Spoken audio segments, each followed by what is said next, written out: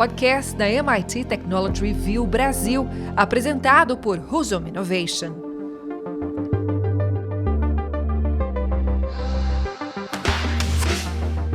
Olá, sejam bem-vindos e bem-vindas ao primeiro episódio do podcast Energy Center da MIT Technology Review Brasil, onde falaremos sobre os conceitos e desafios da transição energética. Eu sou Hudson Mendonça, editor executivo da MIT Technology Review e sócio fundador da Husum Innovation.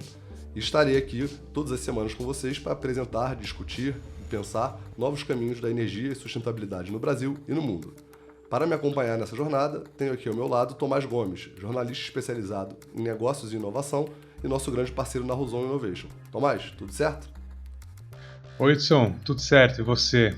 Muito bom estar aqui com você, com os nossos ouvintes, para pensar em novas tecnologias e soluções para o que a gente estava falando já, né, faz algum tempo, que é um dos principais desafios aí da humanidade para os próximos anos, que tem aberto muitas oportunidades de negócio diferentes e de inovação em diversos setores. Bom, para esse nosso primeiro episódio, né, acho que é importante para a gente até aterrissar no tema. Imagino aí que quem está ouvindo a gente vem de diferentes backgrounds, de conhecimento, de profundidade no assunto. Então a gente vai fazer esse primeiro episódio sobre dar uma visão geral, um panorama sobre transição energética no Brasil e no mundo, os principais desafios e oportunidades que a gente está vendo, né? Então eu queria começar a nossa conversa aí, Hudson, com uma pergunta mais aberta, aí, como é da natureza desse episódio, que é o seguinte: a gente está falando aí, né, até agora na introdução, que a transição energética é um dos assuntos mais comentados no setor de energia no mundo. E agora, o que é exatamente a transição energética, Hudson? Como é que a gente dividiria esses assuntos quando a gente começa a conversar sobre isso?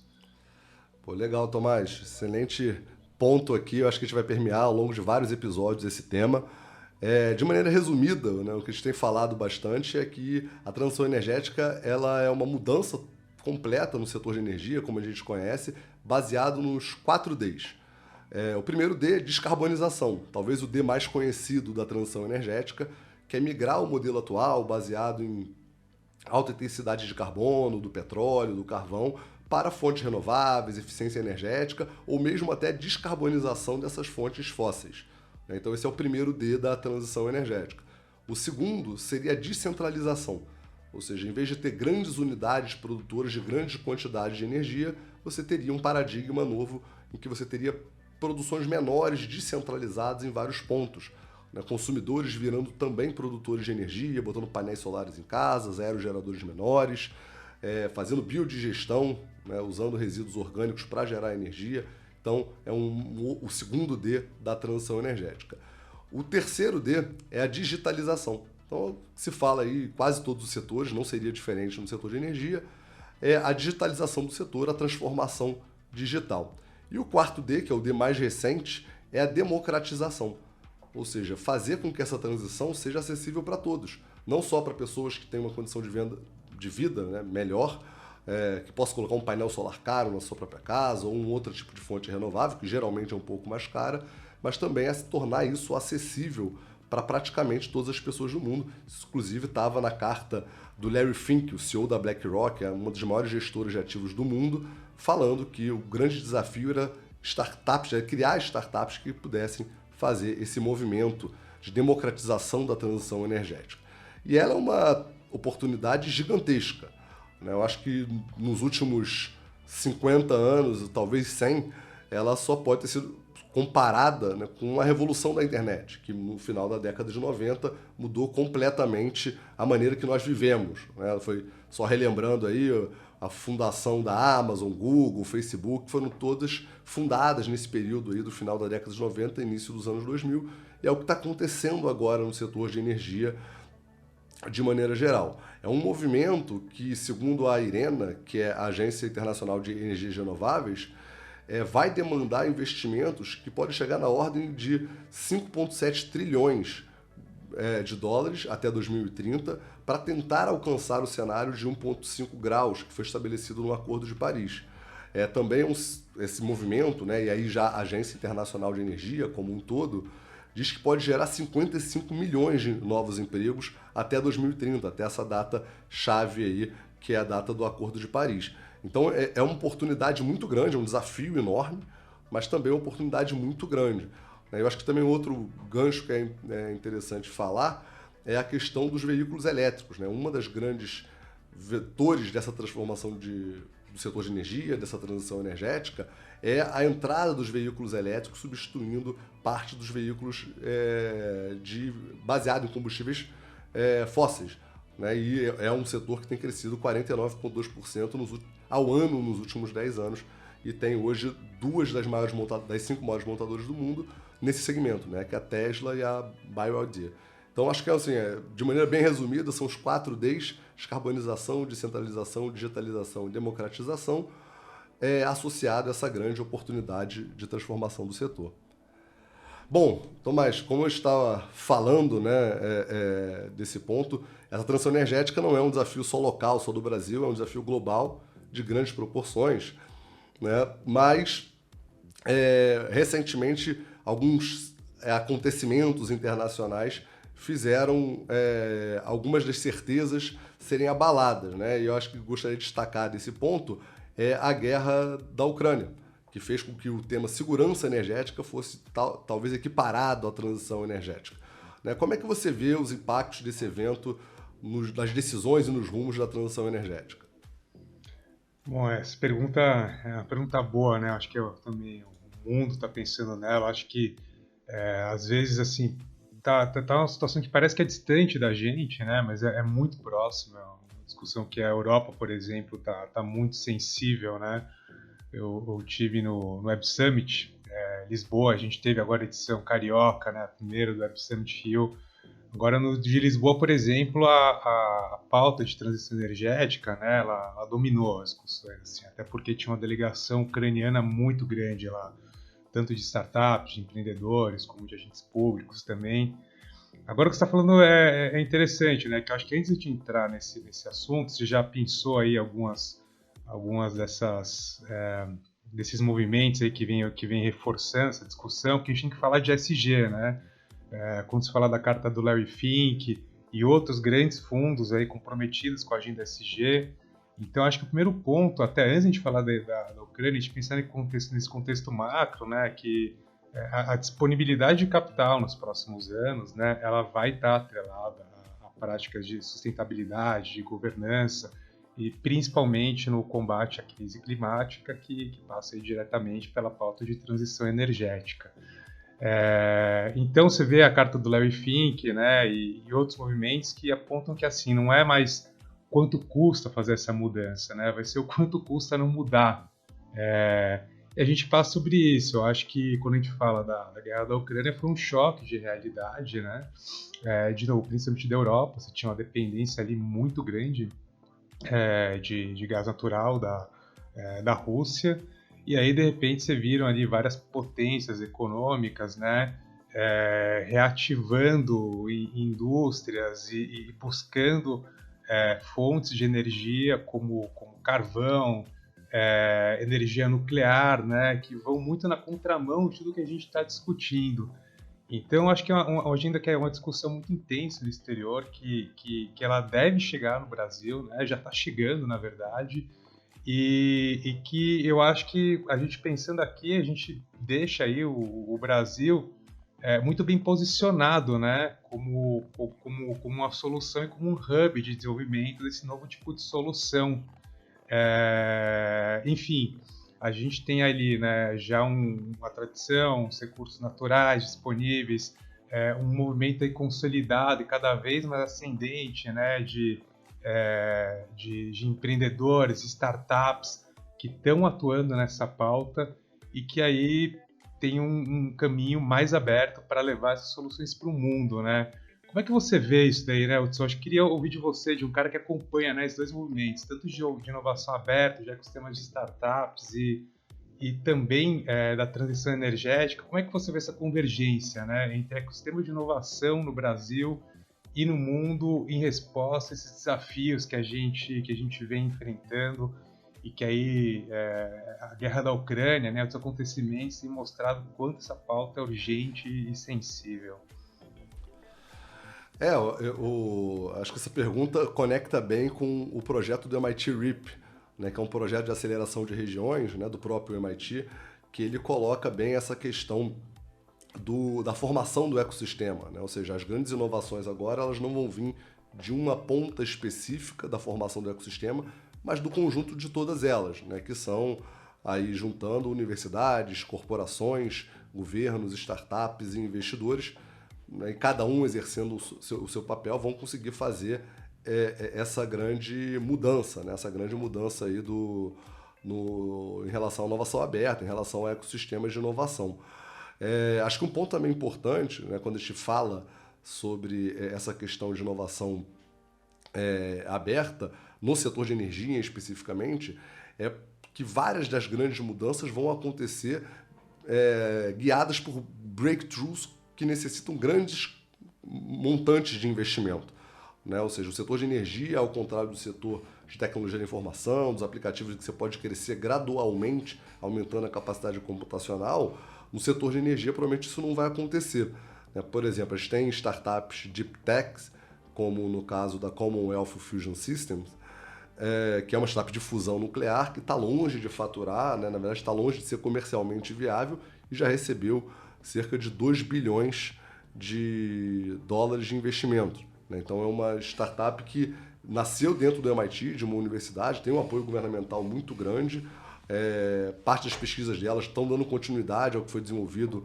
no Laboratório Nacional Lawrence Livermore, que foi o primeiro laboratório que conseguiu ter superávit na fusão nuclear, né? A fusão nuclear tem um desafio muito grande de você converter, de você conseguir gerar mais energia do que consome para começar o processo. Então foi a primeira vez, né, em 2023, agora foi a primeira vez que isso foi atingido também por uma instituição governamental, então com apoio de uma universidade, com investimento de venture capital.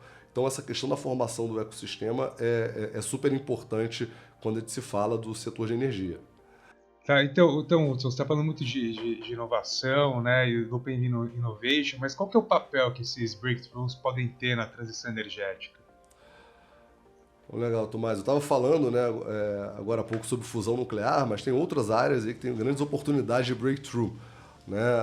Por exemplo, a captura de carbono é uma área super promissora, que é basicamente tentar fazer o petróleo ser menos poluente, né? Ou seja, fazer uma economia circular, reciclar esse carbono gerado pelas fontes fósseis e armazenar ele ou reutilizar ele de alguma maneira. Então é super promissora. O professor Bill Wallace escreveu um artigo há um tempo atrás falando disso, né? Ou seja, se você reduzir o volume de emissões de carbono do petróleo em 2%, esse é um impacto quase tão grande quanto fazer uma gigantesca geração de energia renovável aí. Outra fonte super interessante, outro breakthrough super interessante é a questão do hidrogênio. Também é uma grande rota, uma rota promissora aí tanto de aplicações novas para a eletromobilidade, como de outras questões, e aí especificamente aí o hidrogênio verde. Eólica offshore, mesma coisa, as empresas petroleiras, né, estão usando toda essa tecnologia offshore de extração de petróleo para também aproveitar e gerar energia renovável, né, com grande capacidade. Biomassa também é super interessante, é outro breakthrough, você usar, e aí, tanto em larga escala, usando a produção agrícola, resíduos da produção agrícola, quanto nas cidades através de biodigestores portáteis, né? E o que eu acho que é interessante é que tem várias startups que estão se posicionando. Isso não tem sido só um movimento de grandes empresas, de grandes investidores ou até de laboratórios governamentais, mas também de uma série de startups. A gente falou um pouco da Commonwealth Fusion Systems, né, lá, mas essa spin-off do MIT, mas aqui no Brasil também tem a Sunil, que é uma startup de Minas, super interessante. Eles fazem uma película de revestimento, que é um painel solar, captura tecnologia aqui brasileira fazendo isso. A IBBX também, que tem uma tecnologia super promissora, que captura as ondas do ar, as ondas sonoras de outras naturezas, e transforma isso em energia para, por exemplo, recarregar seu celular. Também uma tecnologia brasileira desenvolvida aqui, também bastante promissora. São essas startups deep tech.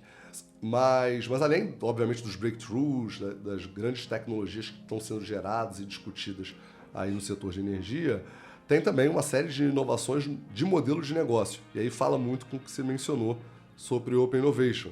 Por exemplo, a Solfácil foi uma das startups que quase virou um unicórnio, né, aqui do setor de energia. Ela recebeu um investimento significativo nas suas várias rodadas. É uma startup brasileira que está aí com um modelo de negócio inovador. a SolarGrid fazendo a mesma coisa, a Energy2Go, que é uma das poucas, né, startups que faz um modelo B2C mais para o usuário, de recarga de celulares, a TIR. Então, todas essas startups têm atuado tanto na questão de modelo de negócios, quanto também dessas tecnologias e breakthrough. Então, é legal fazer essa conexão do Open Innovation com os breakthroughs e os novos modelos de negócio, né? Mas Tomás, assim, falando, né, a gente falou aqui de várias tecnologias, startups ligadas ao setor de energia, mas obviamente, né, as mudanças que estão acontecendo no setor vão muito além do setor em si, né? Ela afeta outros segmentos como mobilidade urbana, né, as criptomoedas, né? A gente está falando aqui da tokenização, novos materiais na parte química, de processos e, obviamente, toda essa agenda ESG. Né? Muitos dos investimentos em ESG são ligados ao setor de energia. Como é que você acha que o setor a transição energética vai afetar os demais setores, né? Além do setor de energia propriamente dito?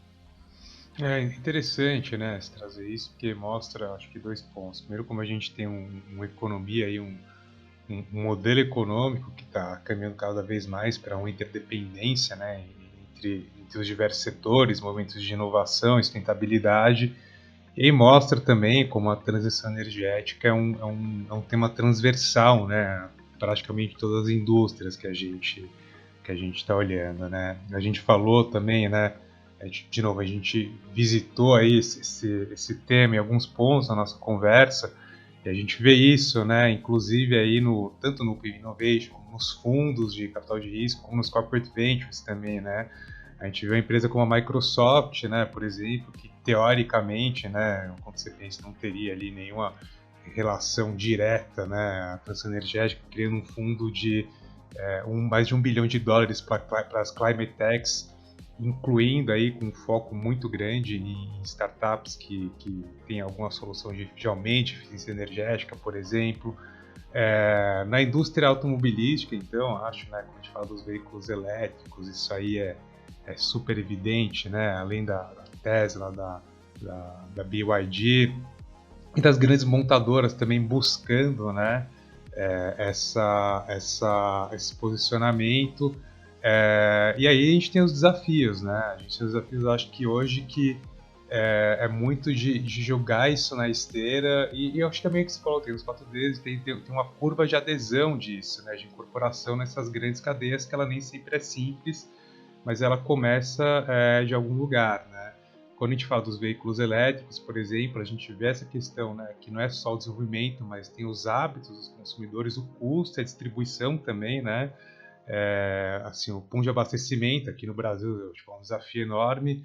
Na Europa também, né, onde eles estão mais avançados, por isso ainda a gente tem a concentração ali na Alemanha e na Holanda, que hoje 57% dos pontos de abastecimento de veículos elétricos estão nesses dois países. Mas, paralelamente, né, a gente vê outros modelos se abrindo, que essa preocupação de transição energética já vai abrindo os modelos, né, como transportes compartilhados, enfim, que a gente tem inúmeras aí soluções nesse sentido acontecendo, e até na outra ponta de novas indústrias, né, como no caso das criptomoedas, que se falou muito, né, as criptomoedas, os altos e baixos desse setor, se vai rolar ou não, mas a gente tem, acima de tudo, também já começam uns questionamentos, né, do consumo de energia de mineração de criptomoedas, que é enorme, se a gente quer consolidar, né, uma indústria de cripto, como é que a gente vai resolver esse desafio também? Porque daí, de novo, voltando na interdependência que a gente falou, isso vai terminar voltando de como você vai atrair investimentos para o setor, do comprometimento de fundos e de grandes indústrias e fundos de investimento para consolidar isso. Então, na verdade, a gente vê isso, né? A gente vê como um assunto transversal e que ele vai estar atrelado não só ao desempenho, né, à performance de cada um desse setor, mas com a própria capacidade das startups e corporações desses setores se alavancarem a partir dessa pauta, né? Enfim, como a gente falou no começo aí do programa, acho que a gente começa aqui a fechar um ciclo, raciocínio, que talvez seja um dos grandes takeaways que a gente leva nesse nosso episódio 0, que é isso, né? É evidente que a transição energética é um dos assuntos mais urgentes que a gente tem, e que vai ser essencial não só para o próprio futuro do planeta, da sociedade, mas para a própria sobrevivência e prosperidade dos negócios e aí das diferentes cadeias de stakeholders que envolvem eles. Pô, excelente, Tomás. Bom, a produção tá aqui me avisando que a gente está chegando ao final desse nosso episódio, ao final do nosso tempo. Então a gente vai passar agora para o próximo bloco, mas como esse é o primeiro episódio, né, nosso episódio 0, na verdade, eu vou explicar qual é o próximo momento. Né? Ao final de cada programa, a gente vai trazer dicas de livros, séries, artigos, vídeos, pesquisas e outros materiais para quem quiser se aprofundar nas conversas que teremos em cada episódio. Então, pode rodar aí a vinheta do Energy Beats. Momento Energy Beats. Bom, vamos lá. Eu vou começar com as minhas 2 sugestões, né, para o episódio de hoje, pode ser? Então vamos lá. Então, primeira dica, documentário Quem Matou o Carro Elétrico, está disponível lá no Netflix, é super legal, conta uma história alternativa da indústria automobilística, com vários, para quem não conhece um pouco da história, é super interessante, porque os veículos elétricos e a combustão interna surgiram em épocas parecidas, né? E foi uma corrida tecnológica que fez, né, os veículos a combustão interna virarem o padrão. É super interessante a história por trás desse documentário. Outro livro também, acho que é super interessante, é o Energy Myths and Realities, Bringing Science to the Energy Policy Debate. A gente vive hoje num mundo, né, polarizado, cheio de ideias, etc. e tal. E esse livro do Václav Smil é um livro que dá luz a números, fatos, que vão ajudar a subsidiar o debate da transição energética, da política pública ligada a essa área. Então essas são minhas 2 dicas para o episódio de hoje. Tomás, é com você. Vamos lá. Bom, a minha, eu vou aí numa dica aqui. É um filme que está disponível na Netflix, é um filme baseado em fatos reais, mas assim, bem fiel ao que aconteceu, que é O Menino que Descobriu o Vento, que é sobre a história. Eu tive o prazer de conhecer ele quando ele esteve aqui no Brasil, que é o William Kankwamba, que ele é um engenheiro do Malawi, e ele ficou muito famoso em 2001, ele construiu uma turbina eólica que alimentou, era capaz de alimentar vários pequenos eletrodomésticos ali na casa, sua família e na aldeia onde ele morava. Enfim, uma coisa assim, ele é um grande maker, na verdade, né? Fez isso a um custo muito baixo, e acho que fica traz aí uma mensagem importante, né? De como a inovação e a transição energética ela pode ser feita, né, nessa experimentação incorporada ali, mesmo com poucos recursos, depois escalada. Pode ser simples o processo, acho que é isso. Então fica aí O Menino que Descobriu o Vento, tá na Netflix. Esse é meu Energy Beats de hoje. Legal, Tomás. Então, pessoal, chegamos ao final desse primeiro episódio aqui do Energy Center da MIT Technology Review. Para quem acompanhou a gente até aqui, muito obrigado. Na semana que vem estaremos de volta. Fica aqui o convite para continuar a pensar no que o futuro da transição energética reserva para as empresas, para o planeta e para a sociedade. Para não perder o próximo episódio, não deixe de seguir o perfil da MIT Technology Review na sua plataforma de podcast preferida. Até a próxima e muito obrigado. Tomás, obrigado pela conversa. Obrigado a você, Hudson. Obrigado a todo mundo que acompanha a gente até aqui. Foi um prazer e que venham os próximos. Continuem a acompanhar a gente por aqui. Até a próxima, pessoal. Podcast da MIT Technology Review Brasil, apresentado por Husum Innovation.